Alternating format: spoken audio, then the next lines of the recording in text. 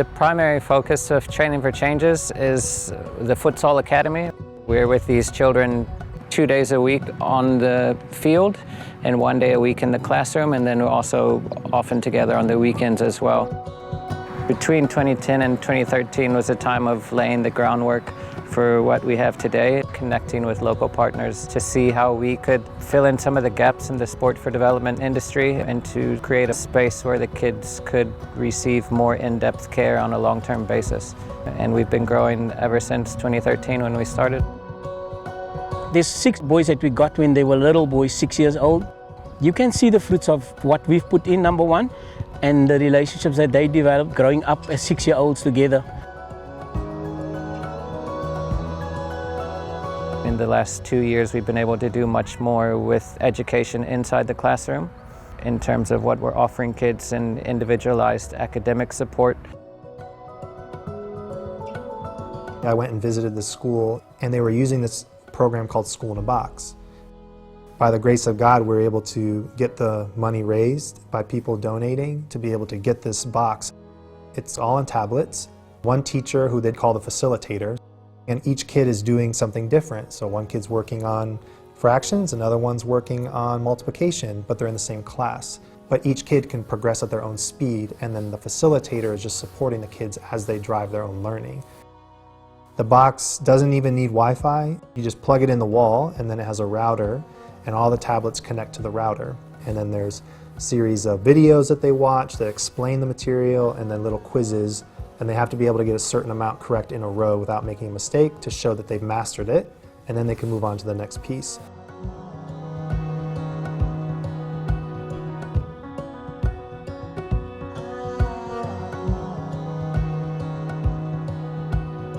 We've been fortunate enough to establish a partnership with Calling Academy, which is a low-cost private school in Stellenbosch, and create a pathway for our learners to move into that school as they go into high school. The Reggie Mayer Education Fund has come alongside us and started to provide bursaries to our qualifying boys. So they're paving the way for every one of our kids to qualify for the bursary and attend the school.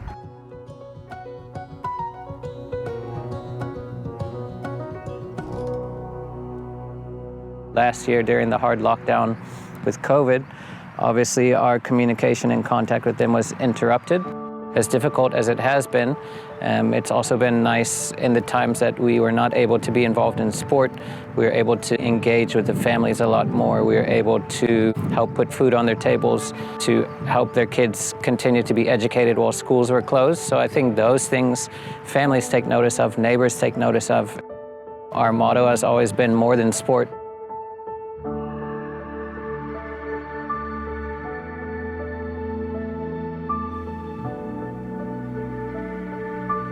Our training, the futsal side, we're not only a club or academy just to say, look, the space that we created is a space of just a space. But we provide high quality training, which is basically we prepare them. It's a safe space that we'd like to create for them, which they might not get in their communities. Secondly is to enjoy and have fun. And thirdly is to build relationships. You know, they get to learn different cultures. Some of them speak Afrikaans, some speak English, some speak Xhosa, so they learn from one another. It's to create a space where they can share anything. If I want to discuss about gangsterism, which is happening in the community, I would play games that are relative to create a space where we will discuss what they are facing daily, what's challenging and keeping them from reaching their goals.